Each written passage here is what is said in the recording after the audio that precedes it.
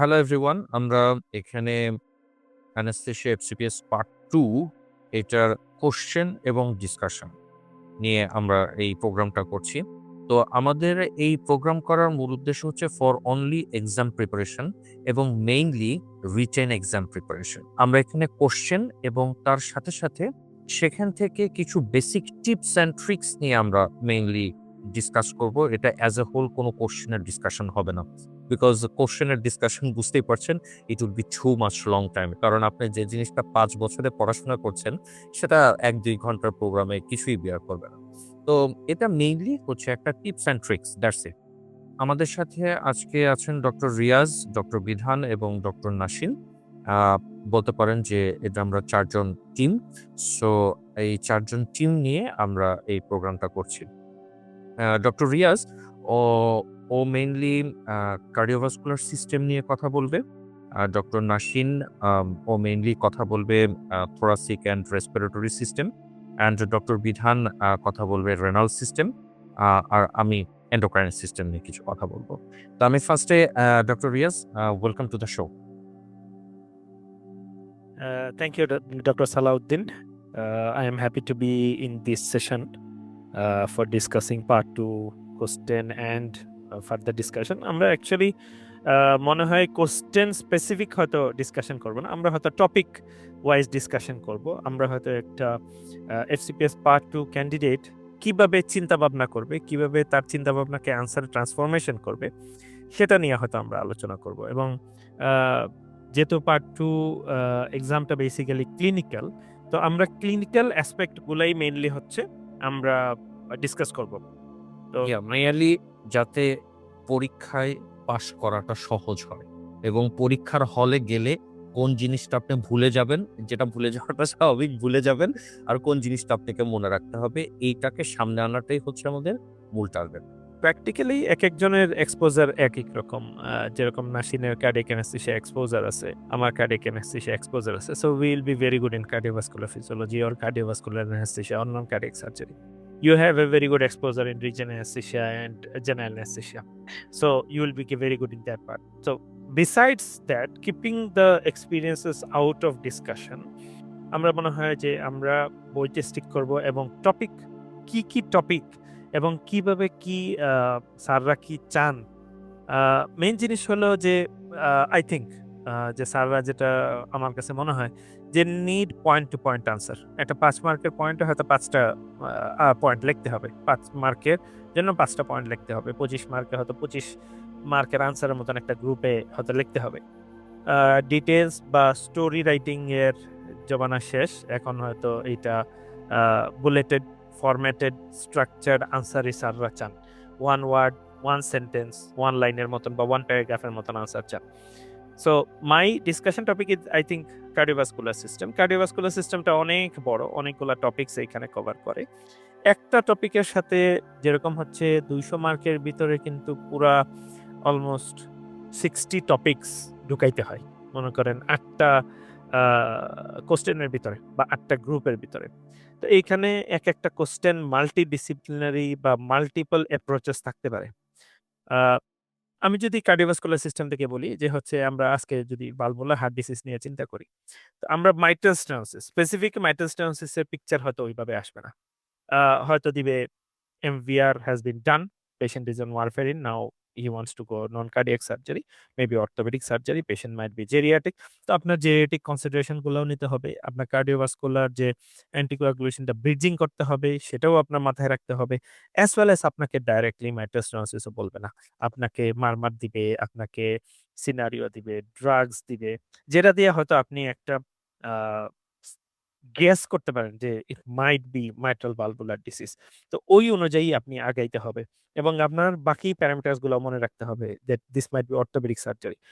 মনে করেন কোয়েশ্চেনে orthopedic surgery, this might be pregnant, pregnancy সাথে mitral stenosis or pregnancy who has undergone mitral valvular replacement. তো এরকম একটা কোয়েশ্চেন ২০২০ এর জানুয়ারিতে আমার যতটুকু মনে পড়ে আসছে। It was an ANC with 30 সম্ভবত 13 weeks of pregnancy who had an asymptomatic murmur. Echocardiogram করার পরে দেখা গেছে severe to moderate to severe mitral stenosis. এখন এখানে ডাইরেক্ট আপনাকে বলে দিছে যে moderate to severe mild stenosis. এখন তারপরে কোয়েশ্চেন গুলা আপনি কিভাবে আগাবেন? এখন এখানে ৫ টা স্টেপ থাকবে, ৫ টা স্টেম থাকবে। যেই ৫ টা স্টেম প্রত্যেকটাই ৫ মার্ক করে থাকবে and you have to be on point. মানে আপনাকে যা জিজ্ঞেস করা হয়েছে সেটাই জিজ্ঞেস করবেন। আপনাকে হয়তো জিজ্ঞেস করা হবে, "What are the physiological changes that occur in pregnancy? Maybe unrelated to mitral stenosis." পরে জিজ্ঞেস করতে পারে, "What might be the physiological changes in a patient with moderate to severe mitral stenosis?" এই কোয়েশ্চেনটা ডাইরেক্ট বইতে নাই। হয়তো আপনার চিন্তা ভাবনা করে লিখতে হবে। আপনার কনসেপ্ট থেকে বানায় লিখতে হবে। এটা আপনি চিন্তা করবেন যে হচ্ছে আ প্রেগন্যান্সিতে ভ্যাসোডাইলেশন হয়। মাইট্রাল স্টেনোসিস এ আমাদের আ ভ্যাসোডাইলেট করে রাখা যাবে না। সো দিস ইস মানে আপনি আ একটু বুদ্ধি করেই আপনি সুন্দর ইংলিশে লিখতে হবে। আ I think that's the main point. যে আপনি FCPS পার্ট 2 তে presentation also matters, your content also matters. I think it's a 50-50 game or a little more in content. যে আপনি কনটেন্ট ভালো লিখছেন, আপনার প্রেজেন্টেশন ভালো না। There is chances that you might not go through the exam. Your presentation is good, your content is not on point. You might not pass through. So you have to have both of them or both the characteristics or both the points in mind যে আমার প্রেজেন্টেশনও ঠিক থাকতে হবে, আমার ইয়েও থাকতে হবে। Nasin, what is your experience? কারণ তুমি আ মাত্র পরীক্ষা দিয়ে আসলা এবং you did a very good job এবং আমি যতদূর দেখেছি যে তোমার প্রিপারেশন টাইমলাইন আমি যদি আমার কাছে যতটুকু মনে পড়ে যে ইট ওয়াজ অ্যারাউন্ড 4 মান্থ যে তুমি আম ৪ মাস খুব ভালো করে পড়াশোনা করেছো। আ আমি জানি না যে এর আগে তুমি কতটুকু আ সিরিয়াস ছিলা। বাট সিরিয়াস প্রিপারেশন তোমার টাইমলাইনটা যদি 3 মান্থস। সিরিয়াস প্রিপারেশন একদম 3 মান্থস। মানে নন-স্টপ খাওয়া, ঘুম, সবকিছু বাদ দিয়ে 3 মান্থস। এমনি লং টার্ম ব্যাকগ্রাউন্ড প্রিপারেশন তো অনেক দিন। কারণ এই জিনিসগুলো পরীক্ষাটা তো একটা অ্যাকচুয়ালি রেসিডুয়াল নলেজ এর উপর থাকে। রেসিডুয়াল নলেজ ছাড়া এই পরীক্ষায় অ্যাকচুয়ালি পাস করা সম্ভব না। তো রেসিডুয়াল নলেজটা আমার প্রিপারেশন প্লাস লং টার্ম ২ বছর প্লাস, 2 ইয়ার্স প্লাস। এটা আমি বিল্ড আপ করছি। প্লাস ওয়ার্কিং এক্সপেরিয়েন্স এবং সিনিয়রদের সাথে থাকার এক্সপেরিয়েন্স, স্যারদের সাথে কাজের এক্সপেরিয়েন্স, বিভিন্ন জায়গায় ট্রেনিং এর এক্সপেরিয়েন্স। এটার মানে বলতে গেলে ডিপ্লোমা থেকে শুরু। কিন্তু যদি বলি যে আমি একদম বইয়ের সাথে লেগে বসে আছি, একদম টু দ্য পয়েন্ট পড়াশোনা করছি এবং রিভিশন দিছি থরলি, এটা ৩ মাস। একদম টানা ৩ মাস। আচ্ছা, আ বিধান, মনে করো যে আমরা তো আসলে এখন অ্যানেসথেসিয়ার এত বই, আ এটার জন্য কেউ মনে করো যে মর্গ্যান পড়ে, কেউ স্মিথ পড়ে, স্টোল্টিং পড়ে। একটা গ্রুপ অফ পিপল এর তাদের ফ্যাসিনেশন আছে for Oxford anaesthesia. A what is your preference? তুমি কোন বইটাতে মানে সাধারণত একটা বইকে বাইবেল ধরতে হয়। তোমার কি এ ধরনের কোনো তত্ত্ব আছে? নাকি তুমি only for AI, Gemini or ChatGPT? না, না। বই পড়তেই হবে। বইয়ের কোনো বিকল্প নাই। কারণ যখন প্রশ্নকর্তা প্রশ্ন করে, আপনার প্রশ্নকর্তার সাইকোলজি বুঝতে হবে। যারা প্রশ্ন পাঠায়, প্রশ্ন করে। তো তারা কিন্তু এআই জেনারেটেড কোয়েশ্চেন দেয় না। তারা ২ টা জিনিস ফলো করে। আমি যারা কোয়েশ্চেন পাঠায়, তারা তো আর কোয়েশ্চেন বলে না। চেষ্টা করছে অনেকের সাথে কথা বলতে আরকি। তাদের মানসিকতা কি। তো সেটা হইতেছে যে একটা হইতেছে যে তারা কাজ করতে গিয়ে তাদের একটা অ্যানাস্থেসিয়া দিতে গিয়ে তাদের মনে একটা কোয়েশ্চেন এরাইজ করছে। নতুন একটা কোয়েশ্চেন এরাইজ করছে। সে ধরেন পাস করে চলে আসছে এই কোয়েশ্চেনটা সে না জেনেই। এরকম একটা কোয়েশ্চেন এরাইজ করছে। সে এটা মনের মধ্যে রাখে যে এই কোয়েশ্চেনটা আমি সামনের এসএমএস এ হয়তো দিতে পারি। এই একটা জিনিস কাজ করে। আরেকটা জিনিস কাজ করে হচ্ছে যে আ বই বই থেকে আরেকটা কোয়েশ্চেন দিতে। কারণ তাকে যখন কোয়েশ্চেন পাঠাইতে বলা হয়, সে তখন তখন হচ্ছে যে একটা টপিক দেওয়া হয় যেমন পেডিয়াট্রিক অ্যানেসথেসিয়া। তো পেডিয়াট্রিক অ্যানেসথেসিয়া থেকে তার জন্য ২ টা জিনিস থাকে। একটা হচ্ছে যে কোয়েশ্চেন রিপিট করা যাবে না। আরেকটা হচ্ছে যে বই থেকে মানে আপনাকে একটা সোর্স দিতে হবে যেখান থেকে আপনি কোয়েশ্চেন করছেন। রেফারেন্স দিতে হবে, পেজ দিতে হবে এবং লেটেস্ট এডিশন এর থেকেই কোয়েশ্চেন করতে হবে। কোয়েশ্চেন করতে হবে। তো সেই ক্ষেত্রে আপনাকে বই থেকে যেহেতু প্রশ্নকর্তা কোয়েশ্চেন করতেছে, সো আপনাকে বই পড়তেই হবে। আপনি যদি বই পড়ে যান সবগুলা, তাহলে আপনি অনেক কোয়েশ্চেনস মোর দ্যান 60% কোয়েশ্চেনের উত্তর লিখতে পারবেন। সেক্ষেত্রে প্রশ্নকর্তা যে আপনাকে এক বই থেকেই কোয়েশ্চেন দিবে বিষয়টা ওরকম না। ধরেন আপনি স্মিথ পড়তে পারেন। স্মিথটা বাংলাদেশের প্রেক্ষাপটে আমরা বেশি পড়ি। এখান থেকেও দেখা যায় যে একদম হুবহু অনেকগুলা চার্ট চলে আসে, কোয়েশ্চেনও আসে। কিন্তু সাথে আপনার অন্যান্য বইগুলো পড়লে আপনার প্রিপারেশনটা আরো হাই রেট হবে। মিড পড়ে ধরেন আপনার প্রিপারেশন 60% হবে। সাথে রেসিডুয়াল নলেজ থেকে পরীক্ষা দিতে হবে। এমন যদি আপনি সাথে মর্গান পড়তে পারেন, স্টলটিং পড়তে পারেন, অক্সফোর্ড পড়তে পারেন, তাহলে তো অবশ্যই আপনার প্রিপারেশন আর ভালো হবেই। এখন কোয়েশ্চেন আপনি এআই কখন ব্যবহার করবেন? আপনি কোয়েশ্চেন সলভ করতে গিয়ে আপনি কোয়েশ্চেনের হুবহু উত্তর বইয়ে পাচ্ছেন না, তখন আপনি এর হেল্প নিতে পারেন। আমার কাছে মনে হয় বই পড়তেই হবে। ওকে, ফ্যান্টাস্টিক। রিয়াজ, তাহলে আমরা এখন কার্ডিওভাস্কুলার সিস্টেমে আসি। তুমি কার্ডিওভাস্কুলার সিস্টেম থেকে আমাদের এ পর্যন্ত ইন লাস্ট 5 ইয়ার্স যে কোশ্চেনগুলো এসেছে আমাদের এফসিপিএস পার্ট 2 তে, তুমি এই পুরো জিনিসটাকে যদি একটু সামারাইজ করো যে আমাদের এই টপিকগুলোতে জিনিসগুলো টাচ করেছে, কাজেই আমাদের এগুলো না জেনে পরীক্ষার হলে যাওয়া আ খুবই বেয়াদবি হবে। আচ্ছা, আমাদের একটা জিনিস মনে রাখতে হবে যে আমরা অ্যাজ অ্যানেস্থেটিস্ট কার্ডিওভাস্কুলার সিস্টেম থেকে একটা কোয়েশ্চেন আসবেই আসবে। এটা it might be related to cardiac surgery, it might be related to non-cardiac surgery, it might be related to pregnancy. So এখানে আমি যদি ব্রডলি কার্ডিওভাস্কুলার ডিসিজ কি থেকে কোয়েশ্চেন আসে, তো the first one is ischemic heart disease, the commonly we face in our OR. There is the valvular heart disease, among them mitral stenosis, aortic stenosis. ৩ নম্বর হচ্ছে congenital heart disease, এর মধ্যে ASD, VSD, TOF, যেগুলোতে আমাদের anaesthesia provide করতে হয়, এবং as a fellow I think you might need to provide anesthesia in those diseases. তারপরে আছে হইলো পেরিপার্টাম কার্ডিওমায়োপ্যাথি, আছে হার্ট ফেইলিয়ার, তারপরে আছে হইলো আপনার, যদি আমি রিসেন্ট অ্যাডভান্সেস বলি, যে হচ্ছে রিসেন্ট অ্যাডভান্সেস থেকে হুটহাট পাস মার্কেট শর্ট নোট বা কিছু আসতে পারে। হুটহাট আসার মতন আমার কাছে মনে হয় যে ECMO is one of them, cardiovascular monitoring is one of them. এখান থেকে কোশ্চেন আসার সম্ভাবনা থাকে, স্পেশালি আইসিইউ পার্টে। আইসিইউ পার্টে শক এবং হাইপারটেনশন, হাইপারটেনশন এইগুলা নিয়ে কথা বলতে হয়। এবং কার্ডিওভাস্কুলার সিস্টেম শুধু এই টপিকসগুলাও শুধু পড়লে হবে না। এটার সাথে যে pre operative, post operative complications, pre operative management, এটাও জানতে হবে। তা আজকে যদি আমি স্পেসিফাই করে কোনো টপিক ডিসকাশন করি, সেটা হচ্ছে মানে মোস্ট কমনলি আমরা ফেস করি হলো মাইট্রাল স্টেনোসিস এবং মাইট্রাল স্টেনোসিস ইন প্রেগন্যান্সি। জানুয়ারি 2020 একটা কোশ্চেন আসে, সেই কোশ্চেনটা নিয়েই ডিসকাস করতে যাচ্ছি।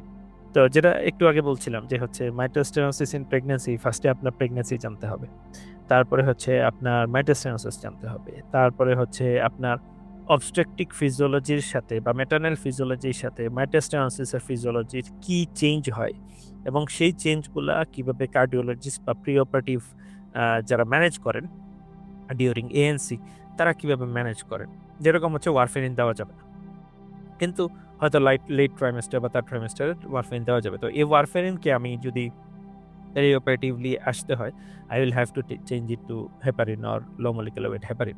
তো এই ব্রিজিংটা কিভাবে করা হয় এটা জানতে হবে এবং এটা সুন্দর করে গুছায় লিখতে হবে। It might come for 5 marks. আরেকটা হলো, এখানে মাইট্রাল স্টেনোসিস ছিল, পেশেন্টের এমভিআর হয়েছে, then she got pregnant and then she came to the OR for caesarean section. তো এখানে সিজারিয়ান সেকশনের অ্যানেস্থেটিক কনসিডারেশনও কিন্তু তখন আপনার এই ডিসিজ এবং এই কোমরবিড যে ফিজিওলজি বা কোমরবিড যে কন্ডিশন, এটাও কিন্তু আপনার ডিটারমাইন করবে যে আপনি কি ধরনের অ্যানেস্থেসিয়া দিবেন। তো এটাও আপনার একটা চয়েস না, actually you will have to decide what to do. So আপনি যেটা প্র্যাকটিক্যালি ফিল্ডে থাকলে যে এটা করবেন সেটাই আপনি লিখবেন। এখানে হয়তো স্যাররা স্পাইনাল দিচ্ছেন, জিএ দিচ্ছেন, হয়তো স্যাররা অনেক সময় দেখা গেছে মাইল্ড টু মডারেট মাইট্রাল স্টেনোসিসে স্পাইনাল দেওয়া যাবে বা মাইল্ড মাইট্রাল স্টেনোসিসে স্পাইনাল দেওয়া যাবে, কিছু স্যাররা এটা বলেন। তো এটা আপনি যদি মনে করেন স্পাইনাল দেওয়া যাবে অ্যাকর্ডিং টু দ্য প্যারামিটার্স, আপনি দেন, মানে you write it down, no problem. কিন্তু কি ফিজিওলজিক্যাল অল্টারেশনস হবে, আপনি সেগুলো কিভাবে ম্যানেজ করবেন, এটাও আপনার জানতে হবে। এখানে আপনি যে জিনিসগুলো ইউজুয়ালি যে প্রেজেন্টেশন বা হচ্ছে কোশ্চেনে আসে, যে ফিজিওলজিক্যাল কি চেঞ্জেস হয় উইথ মাইট্রাল স্টেনোসিস, মাইট্রাল স্টেনোসিসের প্রগনোসিস বা ফেট কি হয় ইন এ প্রেগনেন্ট ওম্যান, এবং সিজারিয়ান সেকশনে আমার অ্যানেস্থেসিয়া দিয়ে ডিটারমাইন করা হয়, বা অ্যানেস্থেসিয়া আমি চিন্তা করি যে কি অ্যানেস্থেসিয়া দিব, সেই অ্যানেস্থেসিয়া অনুযায়ী আমার ডিসিজ এর সাথে রিলেশনটা কি। তো এই জিনিসগুলা মানে যে ভাই আপনার সাথে একটু অ্যাড করি, মানে আপনার এই যে মাইট্রাল স্টেনোসিসের প্রবলেমগুলো সলভ করতে যেয়ে আমি বইয়ের সাথে মানে যেটা পাই নাই, মানে আমাদের যেটা আউট বইয়ের হেল্প নিতে হয়েছে, যেমন এলিজাবেথ বই বা আদার্স কোশ্চেন সলভের যে বইগুলো হেল্প নিতে হয়েছে, সেই বইগুলো একটু হেল্প নিতে হয়। কারণ আমাদের প্রিভিয়াস কোশ্চেনগুলো অ্যানালাইসিস করতে যেয়ে দেখলাম যে স্যাররা হুবহু এলিজাবেথ থেকে স্টেম তুলে দিচ্ছে, অথবা হুবহু এলিজাবেথের কোনো একটা জিনিস স্যাররা ইম্প্রোভাইজ করে দিচ্ছে। যেমন আপনার মাইট্রাল স্টেনোসিসের ফিজিওলজি, প্যাথোলজি আমরা সবাই জানি, এগুলো বইয়ে দেয়া আছে, খুব সুন্দরভাবে দেওয়া আছে। কিন্তু মাইট্রাল স্টেনোসিসটা প্রেগনেন্সিতে কি ব্যাড ইম্প্যাক্ট করতেছে এবং প্রেগনেন্সির কারণে কি কি ফিজিওলজিক্যাল চেঞ্জ এবং এক্সট্রা চ্যালেঞ্জ ফেস করতে হচ্ছে, এই জিনিসটা কিন্তু আমাদের বইগুলোতে ডিসকাস করা নাই। ফিজিওলজি ওইভাবে হিসাব করে, সেক্ষেত্রে আমাদের তখন একটা আউট বইয়ের হেল্প নিতে হচ্ছে। এটাই আর কি জানতে চাচ্ছি। Thank you, please carry on. আচ্ছা, আরেকটা জিনিস হলো যে টপিকস রিপিট ওভার টাইম। যে আমার কার্ডিওভাস্কুলারে যদি 10টা বা 12টা টপিকস থাকে, সেই দেখা গেছে 12 সেশন পরে এটা হয়তো আমার রিপিট হয়ে যেতে পারে। এজন্য হচ্ছে যে আমরা প্রত্যেকটা টপিক যেন পড়ে যাই এবং আমাদের আইকিউ যেন এটলিস্ট, মানে এখন অনেকে আছে আমি এলিজাবেথ পড়িনি specifically, so I studied another book, I studied Oxford handbook of obstructive anaesthesia, ওইখানে এই প্রবলেমের সলিউশন দেওয়া আছে। তো এখন সবাই হয়তো অবস্ট্রাক্ট হ্যান্ডবুকও পড়বে না, আবার এলিজাবেথও নাও পড়তে পারে। এখন স্মিথ থেকে বা মর্গান থেকে অ্যানেস্থেসিয়াটা মানে অ্যান্সারটা কিভাবে বের করবে।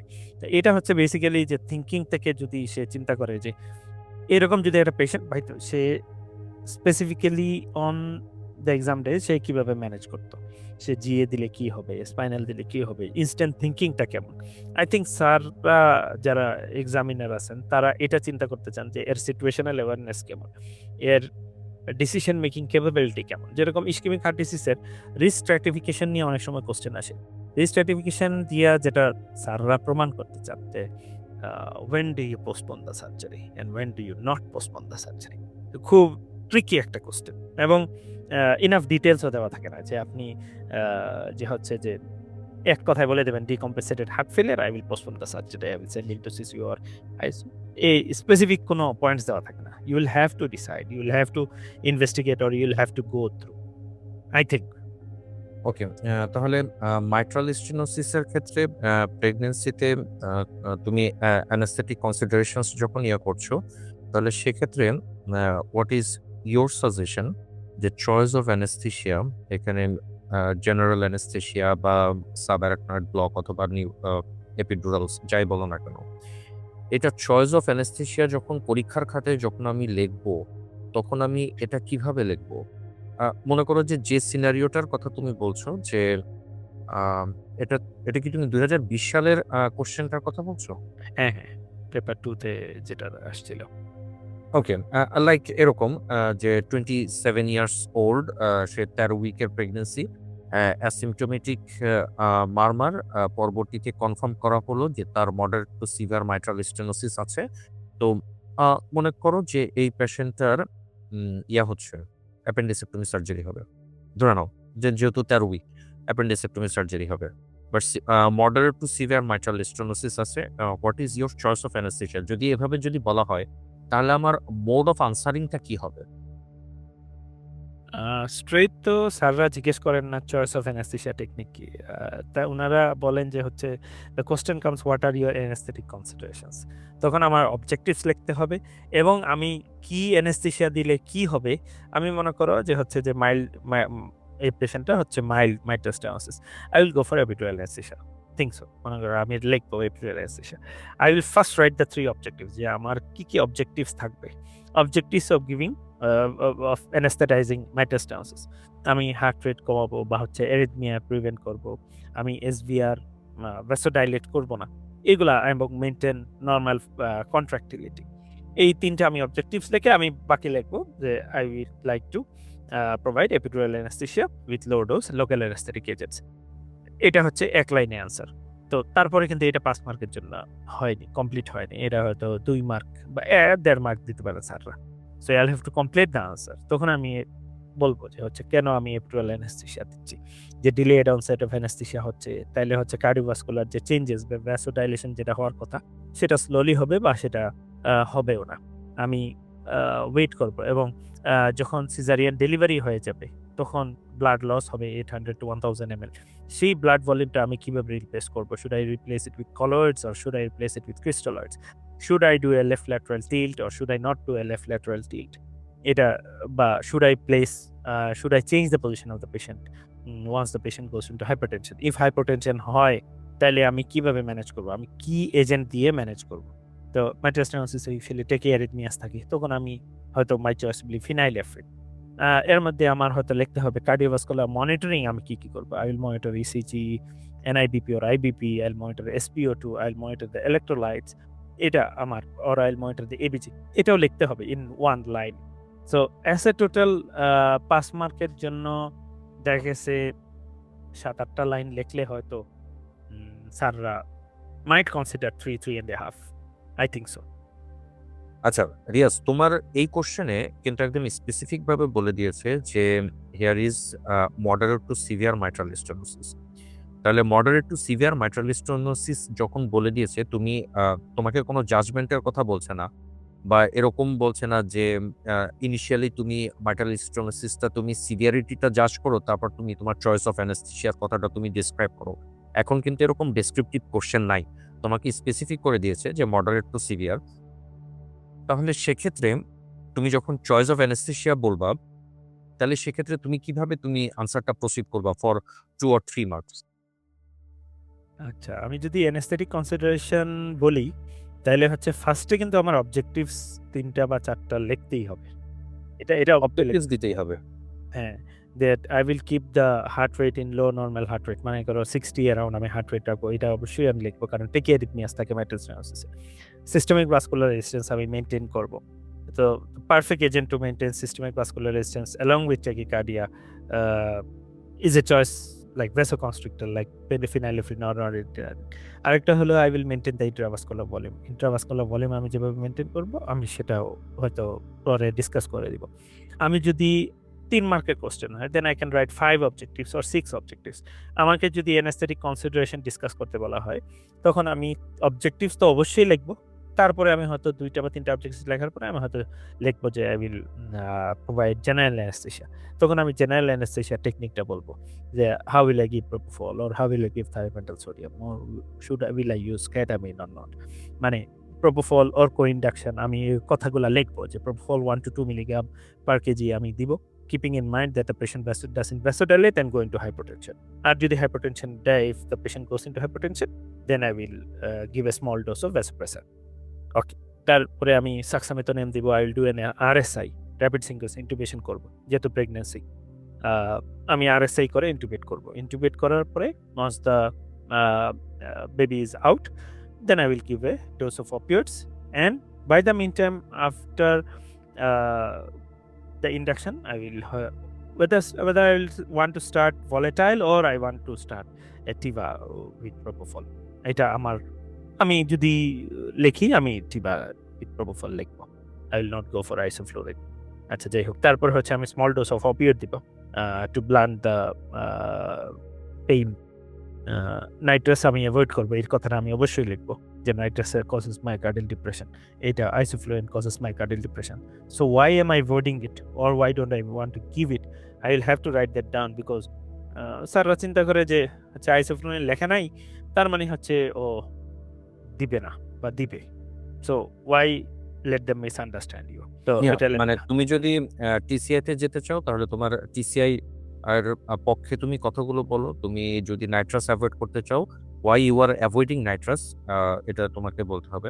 আচ্ছা, এখানে রিয়াজ একটা কথা আছে, সেটা হচ্ছে যে মাইট্রাল স্টেনোসিসের ক্ষেত্রে মনে করো যে মডারেট টু সিভিয়ার মাইট্রাল স্টেনোসিসের ক্ষেত্রে নিউরোঅ্যাকশনাল অ্যানেস্থেসিয়া কিন্তু কন্ট্রাইন্ডিকেটেড না। কন্ট্রাইন্ডিকেটেড না, রিলেট না। এখানে ব্যাপার আছে, সেটা হচ্ছিল যে কখন আমি কন্ট্রাইন্ডিকেটেড বলতে পারবো। মনে করো যে একটা মানে অনলি ফর ডিসকাশন আমি তোমাকে বলে যাচ্ছি যে কখন আমি এটাকে কন্ট্রাইন্ডিকেটেড বলতে পারবো। এটা আমি তখনই কন্ট্রাইন্ডিকেটেড বলতে পারবো যে যখন severe mitral stenosis with heart failure আছে, অথবা severe mitral stenosis with severe pulmonary hypertension আছে, severe mitral stenosis with F with fast ventricular rate আছে। সেই সমস্ত জায়গাতে ইট ইজ টোটালি কন্ট্রাইন্ডিকেটেড। টানা ছাড়া বাকি জায়গাগুলোতে it is not contraindicated actually.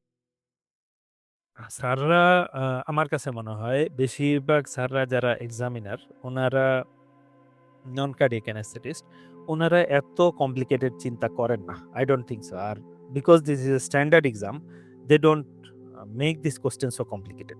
I think so because they have definitely FRCA like questioning style.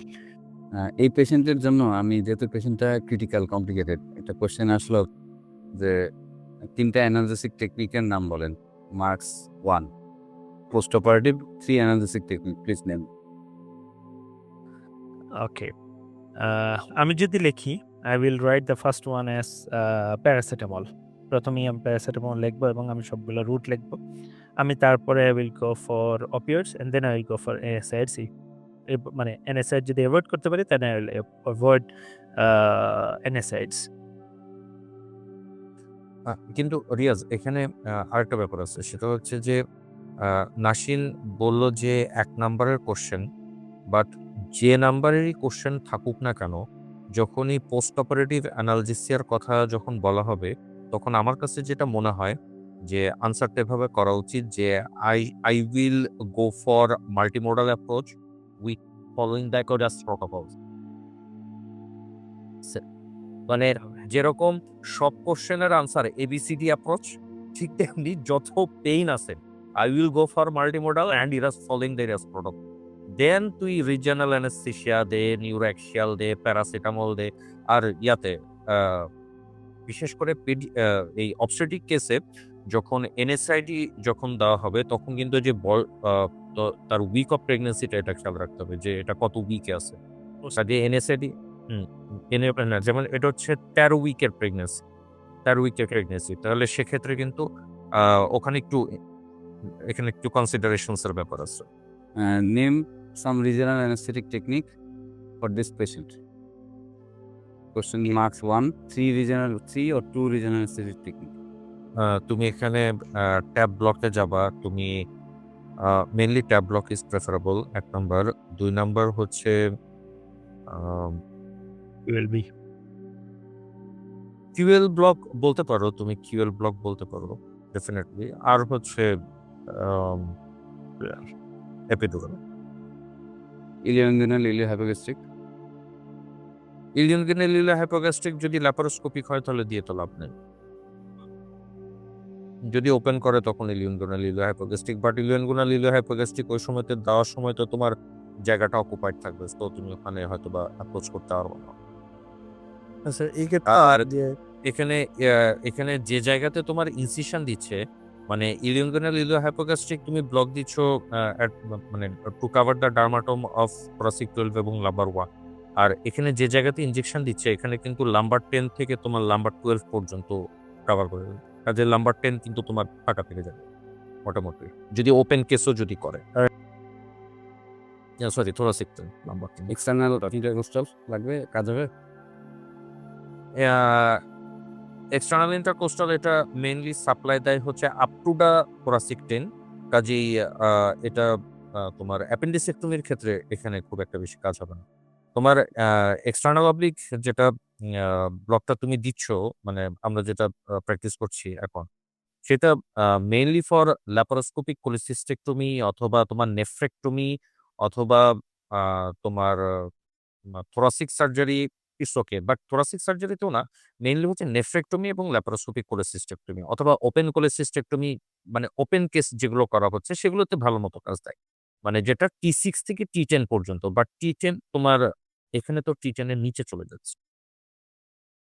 এবং এমনকি তোমার যখন আম্বিলিকাল পোর্ট যেটা, সে সময় কিন্তু মানে পোর্টটা যদি আম্বিলিকাসের নিচে হয় সে সময় কিন্তু এই external oblique intercostal fascial plane block যেটা, সেটা কিন্তু খুব একটা কভার করে না। সে সময় তোমাকে ওই বাইল্যাটারাল রেকটাস শিট ব্লকটা দিয়ে দিতে হবে। একজন প্রেগনেন্ট লেডি অ্যাপেন্ডিসেক্টমি হবে ফার্স্ট ট্রাইমেস্টার সেকেন্ড ট্রাইমেস্টারে, ওই ক্ষেত্রে সার্জিক্যাল চয়েসটা কি আসলে প্রেফারেবল, ওপেন নাকি ল্যাপারোস্কোপি? পেশেন্টের জন্য কোনটা সেফ আসলে? তোমার প্রশ্নটা বিধান খুবই ইম্পর্টেন্ট একটা প্রশ্ন এবং আমি বলবো যে খুবই মারাত্মক একটা কোশ্চেন। এটার প্রধান কারণ হচ্ছে যে আমরা সাধারণত বলে থাকি যে ল্যাপারোস্কোপিক সার্জারি ইজ বেটার, কারণ এটা নন ইনভেসিভ সার্জারি, এখানে সার্জিক্যাল স্ট্রেস রেসপন্সের পরিমাণটা কম, যার কারণে এটা প্রেগন্যান্সির ক্ষেত্রে ভালো হবে। কিন্তু এখানে কিছু জিনিস কনসিডারেশনস এর ব্যাপার আছে যে যখন moderate to severe mitral stenosis হবে তখন আমাকে প্রিলোড, আফটার লোড এই ২ টা জিনিস অবশ্যই খেয়াল রাখতে হবে। এখন নিউমোপেরিটোনিয়াম যখনই করা হবে তখন কিন্তু প্রিলোড কমে গেল।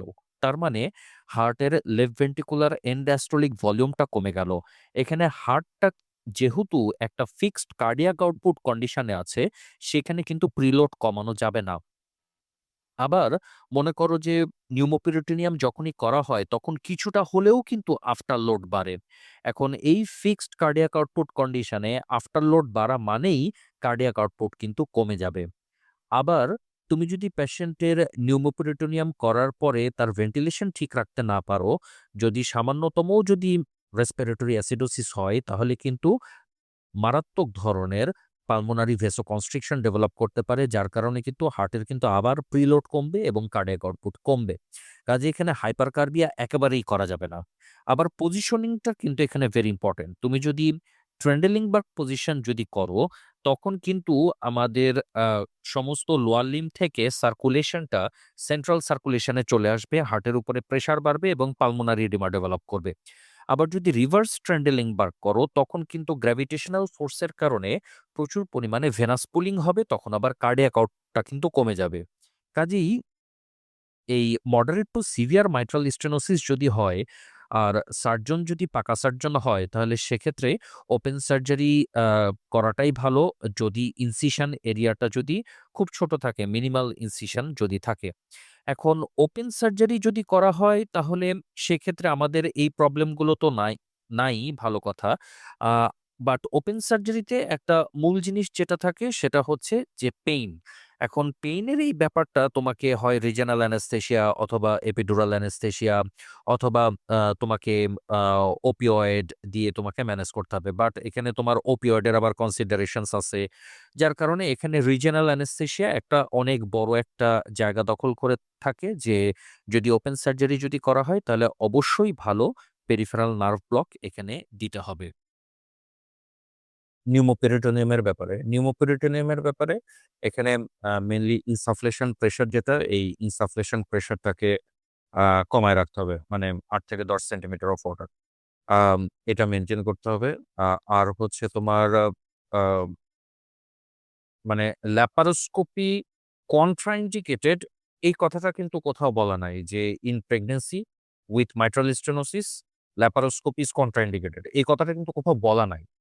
আচ্ছা, আরেকটা জিনিস সেটা হচ্ছে প্রেগন্যান্সি রিলেটেড যেকোনো যখন কথাবার্তা যেকোনো কোশ্চেন যেটা আসবে সেটা যদি উইদাউট সিজারিয়ান সেকশন যদি হয় তাহলে সেক্ষেত্রে ফিটাল হার্ট রেট মনিটরিং এর কথাটা কিন্তু পরীক্ষার হলে এটা লিখতে হবে। মানে অ্যানাস্থেসিয়ার সাথে fetal heart rate monitoring. Monitoring এর পার্টে আসবে। অ্যানেস্থেটিক মনিটরিং আমরা কি দিয়ে করব? এবং এই ক্ষেত্রে এই মডারেট টু সিভিয়ার এমএস এই ক্ষেত্রে invasive monitoring is indicated. Moderate to severe, হ্যাঁ। আমরা ইনভেসিভ ব্লাড প্রেশার, ট্রান্সএসোফেজিয়াল ইকোকার্ডিওগ্রাম, যদি লাগে পিএফসি, যদি লাগে মানে whatever invasive monitoring, cardiovascular monitoring we can use. আচ্ছা, আমরা এখন বিধানের কাছে আসি। সো বিধান, তুমি নেফ্রোলজি অ্যান্ড ইউরোলজি নিয়ে হচ্ছে তোমার part. So in our discussion তুমি কোন জিনিসটাকে হাইলাইট করতে চাচ্ছ? হাইলাইট করতে চাচ্ছি নেফ্রোলজি থেকে যদি আপনি বলেন, সাধারণত নেফ্রোলজি থেকে এক্সেলেন্স পার্ট 2 তে ২ টার জায়গা থেকে কোয়েশ্চেন আসে। একটা হচ্ছে যে অ্যাম একটা হচ্ছে যে পিওর যদি একটা ফুল কোয়েশ্চেন দেয়, তাইলে দিবে হচ্ছে আপনার রেনাল ট্রান্সপ্লান্ট। তো একটা পুরাটা কোয়েশ্চেনই রেনাল ট্রান্সপ্লান্ট নিয়ে থাকবে। যদি ট্রান্সপ্লান্টের কথা বলে পুরাটা কোয়েশ্চেনই ট্রান্সপ্লান্টের বিভিন্ন জিনিস নিয়ে থাকবে। আরেকটা জিনিস যেটা হইতে পারে কিডনি নিয়ে শুধু একটা সিকেডি পেশেন্ট উনারা কিভাবে আপনি অ্যানেসথেসিয়া দিবেন সাধারণত এভাবে দিবে না। একটা পেশেন্টকে মাল্টিপল কোমরবিডিটির সাথে তার সিকেডি আছে, সেইটার সহ আপনাকে একটা কোয়েশ্চেন দিবে। তখন আপনি যখন কোয়েশ্চেনের উত্তর লিখতে যাবেন প্রি অপারেটিভ, পার অপারেটিভ, পোস্ট অপারেটিভ প্রত্যেকটা জায়গাতেই আপনি কিডনি সেফ রাখতেছেন কিনা, আপনি কিডনির কথা চিন্তা করতেছেন কিনা সেই উত্তরগুলাকে আপনাকে পয়েন্ট আউট করে লিখতে হবে। ওইটা স্যাররা দেখতে চাইবে। সো ওই সো আপনাকে রেনাল সিস্টেম আসলে পুরোটাই জানতে হবে। একটা সিকেডি পেশেন্ট, একেআর পেশেন্ট আপনি কেমনে অ্যানেসথেসিয়া দিবেন সেটাও আপনার জানতে হবে। এবং আপনি যে উত্তরটা লিখতে থাকবেন, যেমন ডায়াবেটিসকে হাইলাইট করছে, যেমন ডিকে এর পেশেন্ট তার সিকেডি ছিল আগে। তাহলে ডিকে যতই আপনি ডিকে লিখতে থাকেন সিকেডিটাকে সেভ করে আপনাকে লিখে দেখতে হবে আরকি। এই। আর ট্রান্সপ্লান্ট থেকে তো যদি ট্রান্সপ্লান্ট আছে তাহলে তো একটা বড় কোয়েশ্চেন ট্রান্সপ্লান্টের থাকবেই। আর renal replacement therapy. Renal replacement therapy, হ্যাঁ, রেনাল রিপ্লেসমেন্ট থেরাপি থেকে কোয়েশ্চেন আসতে পারে। ট্রান্সপ্লান্টের সাথেও থাকতে পারে অথবা আলাদা করেও সিকেডি পেশেন্ট দিলে তার মানে রেনাল রিপ্লেসমেন্ট থেরাপি হচ্ছে এটা নিয়ে কোয়েশ্চেন থাকতেই পারে। ওকে। এখন মনে করো যে সিকেডি থেকে সাধারণত কোয়েশ্চেন গুলো থাকে। বাট এখানে একটা ইম্পোর্টেন্ট একটা জিনিস হচ্ছে পোস্ট অপারেটিভ অলিগিউরিয়া। মানে এটা মনে করো যে কারণ এটা আমরা ডে টু ডে লাইফে ফেস করি পোস্ট অপারেটিভ অলিগিউরিয়া। মনে করো যে একটা কিডনির পেশেন্ট বা ইউরোলজি একটা কেস হলো। What are the causes of post operative oliguria? জিনিসগুলো কিন্তু একই, মানে ঘুরাই ফিরাই একই, খালি একটু পেরি অপারেটিভ কিছু ব্যাপার-স্যাপার এখানে এড করতে হবে। তো Bidhan, would you like to discuss some, তুমি কিছু একটা ডিসকাস করো, মানে স্পেসিফিক কিছু একটা ডিসকাস করো। কি ভাই? আচ্ছা, ডিসকাস ডিসকাসের আগে আমি আসলে বলতে চাই মানে ওই এফসিবিএস পরীক্ষার আগে প্রশ্ন তো আসলে লিখতে পারো আপনি যেটা বললেন। এর আগে আসলে কিভাবে পড়তে হবে, মানে কি সিস্টেমে পড়তে হবে এবং পরীক্ষার খাতায় কিভাবে লিখতে হবে এটা কিন্তু ভেরি ইম্পর্টেন্ট।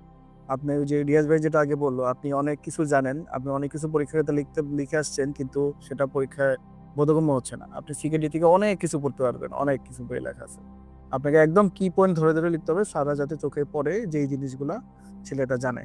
জাস্ট কি পয়েন্টের শব্দটার অ্যাভয়েড সেভোফ্লোরেন, এই কথাটা অ্যাভয়েড অ্যানাসাইডস, এই কথার জাস্ট এতটুকু একটা শব্দ থাকলেই স্যার খুশি, আর বেশি কিছু লাগবে না। তো ওই যেটাই হোক না কেন আপনাকে ওই কি বলে প্রত্যেকটার টপিকের কি পয়েন্টগুলো পরীক্ষার খাতায় লিখে আসতে হবে। এখন যদি আপনি রেনাল ট্রান্সপ্লান্টের কথা বলেন, রেনাল ট্রান্সপ্লান্টের যদি আমরা শুরু করি, ধরেন একটা রেনাল ট্রান্সপ্লান্ট নিয়ে প্রশ্ন আসছে যে প্রি অপারেটিভলি আপনি কিভাবে ইভালুয়েশন করবেন, এখানে দিয়ে দিল 3 মার্ক। তো প্রি অপারেটিভ ইভালুয়েশনের ক্ষেত্রে আপনাকে কি পয়েন্ট রাখতে হবে যে আগে তার প্রথমে কয়েকটা আপনি সুফি কথাবার্তা লিখতে পারেন, মানে খুব সুন্দর কথাবার্তা স্যার দেখে খুশি হইতে পারে। যেমন আপনি লিখতে পারেন যে ট্রান্সপ্লান্টের ক্ষেত্রে যে তাকে একদম আমরা বাংলাদেশে কি হয়, একদম সে হেমোডায়ালিসিসে চলে গেছে, 2 বছর ধরে ডায়ালিসিস হচ্ছে, তখন তার মাথায় ঢুকছে ডায়ালিসিস তো দেওয়া যাবে না, ট্রান্সপ্লান্ট করতে হবে। কিন্তু আসলে ট্রান্সপ্লান্ট যখন আপনার ইজিএফআর 30-এর নিচে যাবে তখন থেকে আপনার ট্রান্সপ্লান্টের প্রস্তুতি নেওয়া উচিত, এবং 20-এ গেলে আপনার ট্রান্সপ্লান্ট করতেই হবে। এবং বাইরের দেশে সেটাই ঘটে, ওরা ইজিএফআর 30-এ গেলে ওরা ট্রান্সপ্লান্টের খাতায় নাম তুলে ফেলে। তো আপনাকে এইভাবে বললেন যে আসলে ইন্ডিকেশন 30-এর নিচে গেলেই ট্রান্সপ্লান্টের জন্য, এরকম কয়েকটা কথা যদি আপনি একটা লাইনও যদি লিখতে পারেন খুব ভালো, এটা সুন্দর হইলো। তারপর প্রি অপারেটিভ ইভালুয়েশনে আপনি হাইলাইট করবেন যে জিনিসগুলো, যে আপনার ডোনারের সাথে কিডনি ম্যাচ করছে কিনা, ওই টেস্টগুলো সে করছে কিনা। এটা একটা বড় জিনিস, এই টেস্টগুলো সে করছে, যদিও এটা ট্রান্সপ্লান্ট টিমের কাজ, কিন্তু আপনাকে পরীক্ষা এটা লিখতে হবে। তারপরে যেমন ধরেন আপনি প্রি অপারেটিভ তার যে কোমরবিডিটিগুলো আছে ওইগুলাকে আপনি হাইলাইট করে প্রি অপারেটিভলি আপনি হিস্ট্রি নিছেন কিনা, প্রি অপারেটিভ আপনি এক্সামিনেশনগুলো করছেন কিনা, ইনভেস্টিগেশন করে ইভালুয়েশন করছেন কিনা ডিজিজগুলো প্রি অপারেটিভলি। আপনার হার্ট ডিজিজ আছে, হার্ট ডিজিজের সব হিস্ট্রি, ইভেন ড্রাগ হিস্ট্রি, কী খাচ্ছে, ড্রাগ মডিফিকেশন করবেন কিনা, কথাগুলো প্রত্যেকটা কথাই রাখতে হবে ছোট ছোট করে। আপনাকে ব্রিজিং করবেন কিনা এই কথাগুলো লিখতে হবে। আপনার ডায়াবেটিস আছে, ডায়াবেটিসটা কন্ট্রোলে আছে কিনা, HbA1c কততে আছে, এবং হচ্ছে যে তারপরে হচ্ছে যে এবং ফুল টাইম সে মানে ডায়াবেটিস কন্ট্রোলে আছে কিনা, এবং ডায়াবেটিস রিলেটেড আর কোনো কমপ্লিকেশন তার আছে কিনা। ধরলাম আপনার এই পেশেন্টের ডায়াবেটিস থেকে সিকেডি হয়েছে, নেফ্রোপ্যাথি হয়েছে, হয়ে তার একদম এন্ড স্টেজে গেছে, তো এরকম আর কিছু আছে কিনা, এটা আপনি কয়েকটা কথা লিখতে হবে। সাথে হচ্ছে যে আপনার কিডনি নিয়ে আপনি সবকিছু ইভালুয়েশন করছেন কিনা, আপনার রোগীর ডায়ালিসিস পায় কিনা, ডায়ালিসিস সপ্তাহে কয়দিন পায়, তার রেসিপ বেস ঠিক থাকে কিনা, এবং এই কথাটা আপনি সুন্দর করে লিখতে পারেন যে যত দিন সে বেশি ডায়ালিসিস পাবে তার রেনাল ট্রান্সপ্লান্টের আউটকাম তত খারাপ হবে।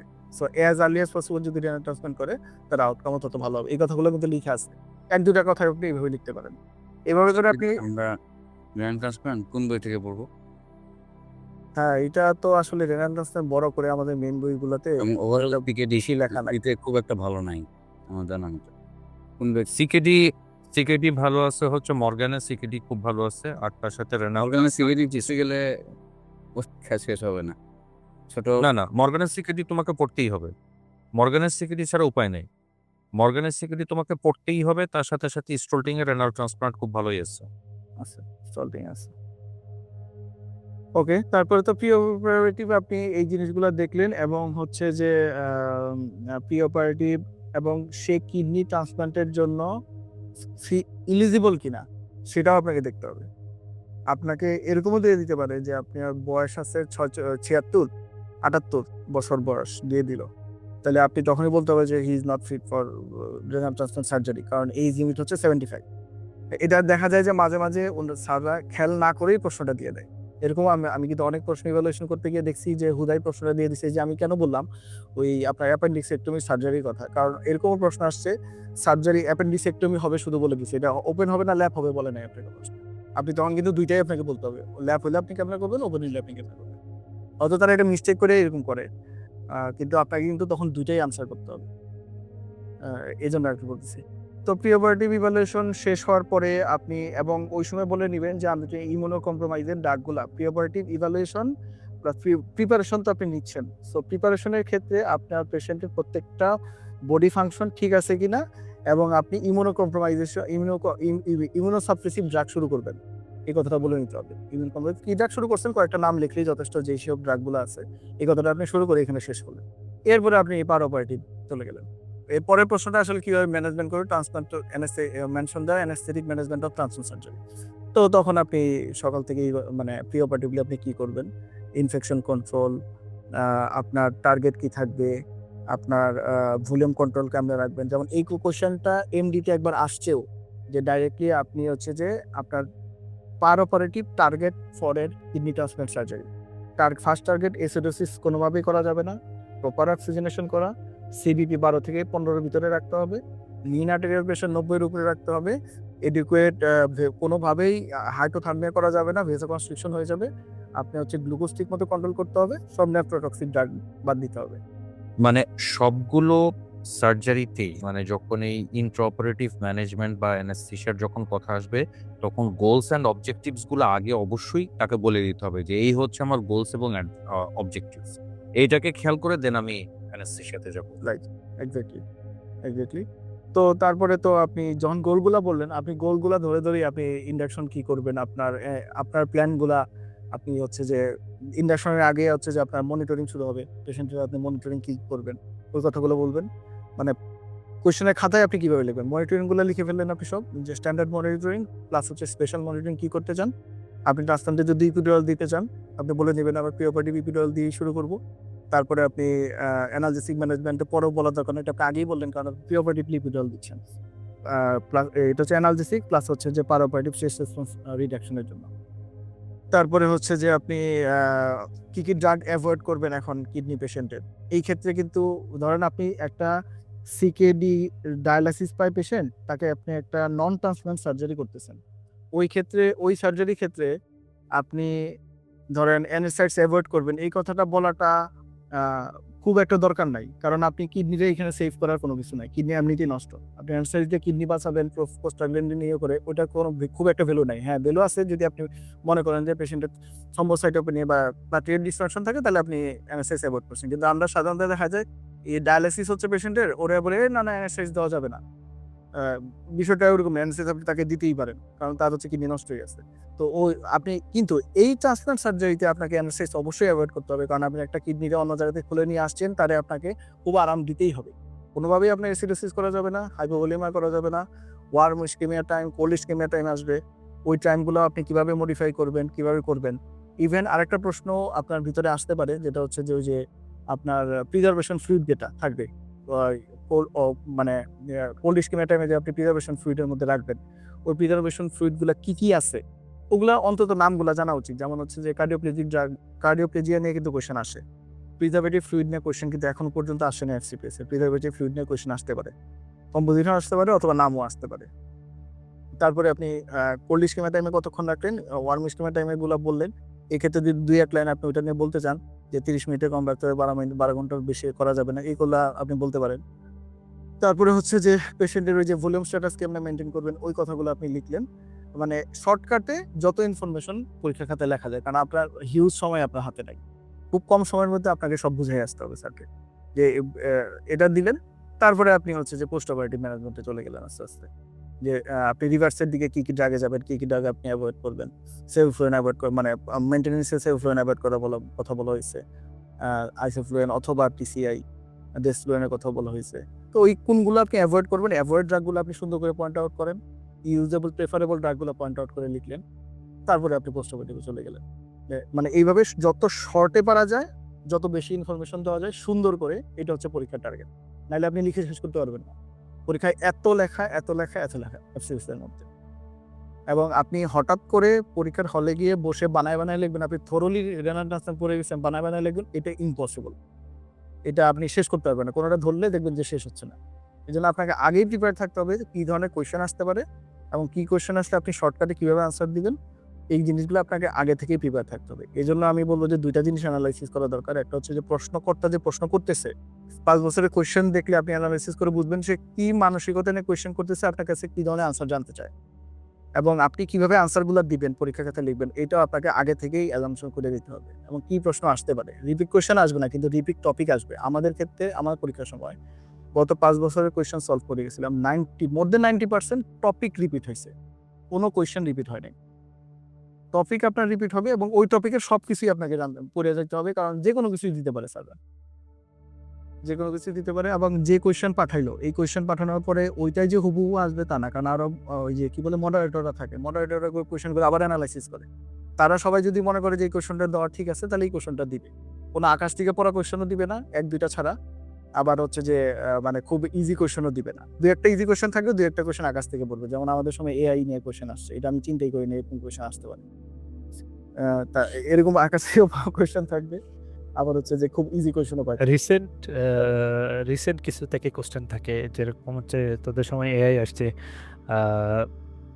একমো নিয়ে আসতে পারে, transplant anaesthesia, liver transplant anaesthesia, renal transplant anaesthesia, এগুলো নিয়ে মানে দেখা গেছে স্যাররা হয়তো একটা ট্রেন্ড চালু করার জন্য 2বার কোশ্চেন দেয়, দিয়ে দেখে যে পোলাপান কি করে অ্যাকচুয়ালি, যে পোলাপান পড়ে আসে কিনা না, বা টাচ করতে পারে কিনা, বা কতটুকু ক্রিয়েটিভ হইতে পারে।